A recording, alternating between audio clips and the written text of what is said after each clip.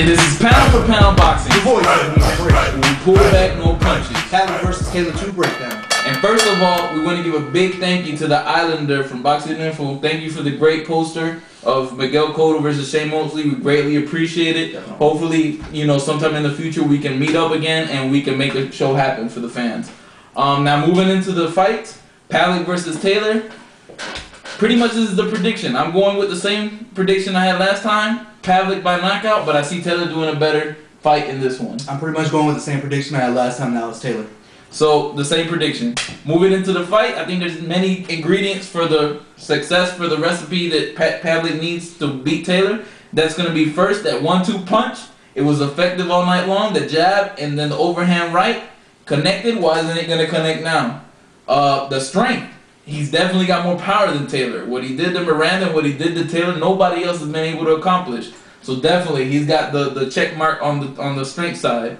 The will to win. He was knocked down in the second round, composed himself, got back up, and then came back into the 7th round and came back with a knockout. And then 4th, he's got he's only going to get better with time. I mean, the more championship fights he gets, the better Pavlik is going to get. So I don't see how Taylor should win. And then you sprinkle a little bit of, you know, I beat you the first fight, how are you going to beat me now?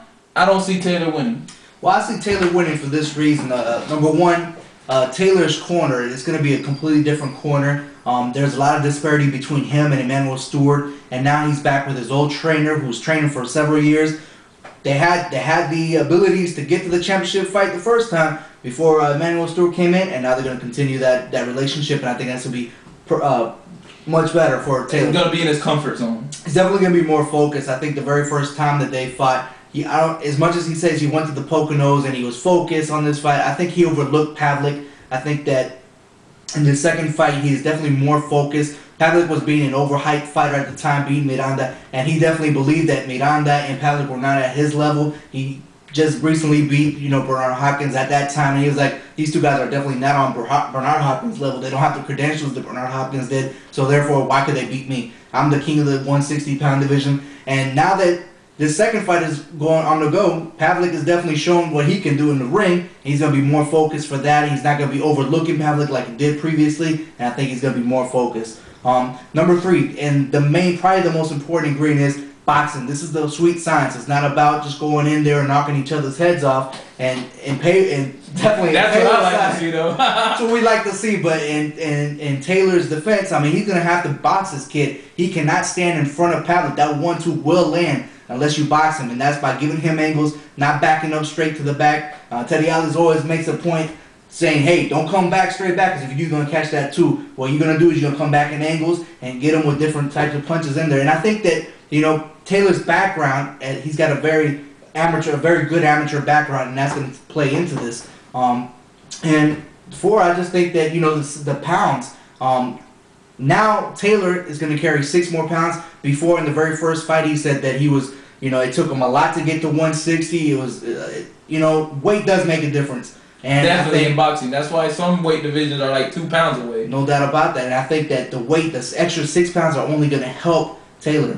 He's been to the distance several times in his career, and I think that's a plus for him, where Kelly's only gone the distance 1 time. And I think all these points are going to be the reason for him getting a win and a nod over. I see what you're saying, but I mean, first of all, the trainer, it doesn't matter, because the first time a fighter loses, what's the first person to go? It's the trainer. It's never the boxer's fault. So the trainer, I mean, he's gonna be in his comfort zone. Granted, though, they had some friction, and they stopped sharing that moment. They went their separate ways, but I don't see that playing too big a part of it. What it does, I mean, it kind of does, but it doesn't, because it does in the sense, like you said. Now he's gonna be boxing more, and that's the amateur style. The box get points. But I don't see it doing a big deal, because as soon as he gets rocked really good, really hard, you forget everything. It goes right out, and you go into the, you know, fight back and punch. Because Taylor is the kind of fighter, once you get hit, I gotta hit you back. I gotta go right back after you. And if Pavlik does that with Taylor, and Taylor falls into that box and mix it up, he's gonna get knocked out. But definitely with the experience, I think that Taylor can outbox Pavlik. Pavlik is a lot slower than Taylor, and Taylor's a lot faster, and that's the reason why he can outbox Pavlik. I give you that. I do agree that Taylor can outbox Pavlik. because like you said, he is slower, but I think he's got great time, and he's gonna lure him into a brawl and not go into that boxing chess match game.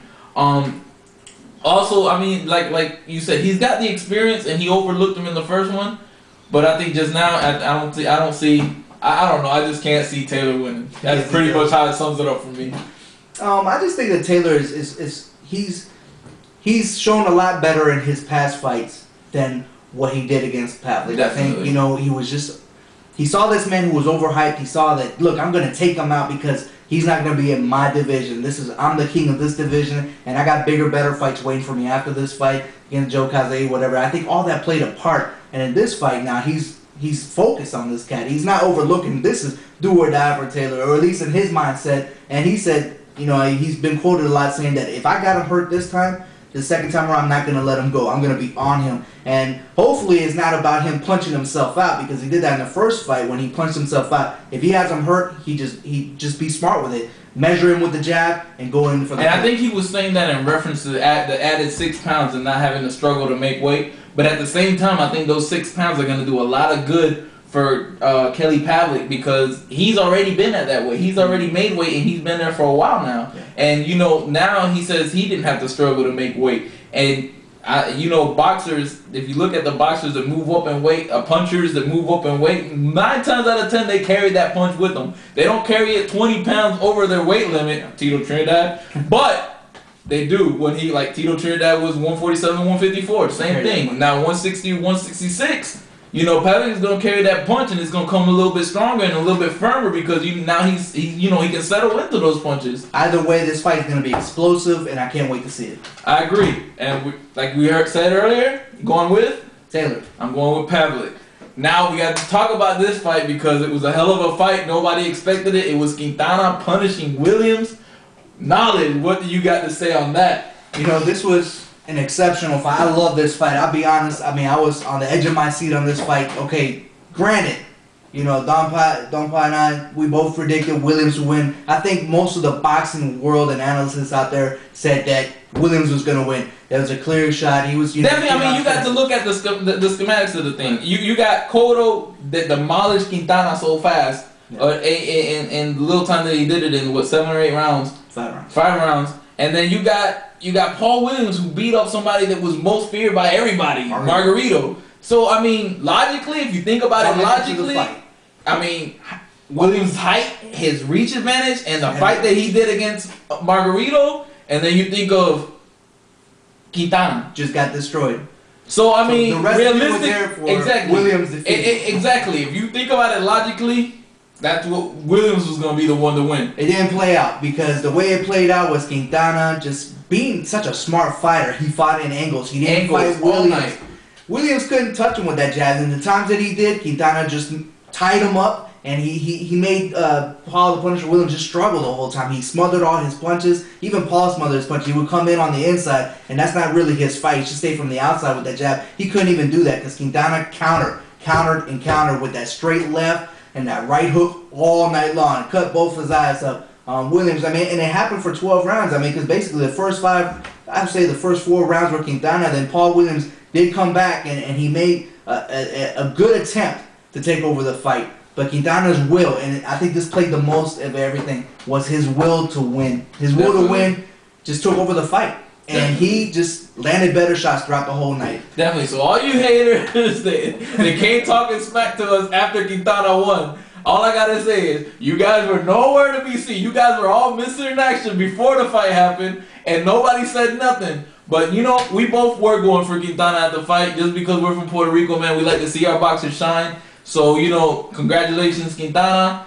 And I will say this, in the richest division, at 147, this is by far the deepest division in all of boxing. We got 3 champions that all come from our island. And that's phenomenal. I think that's great.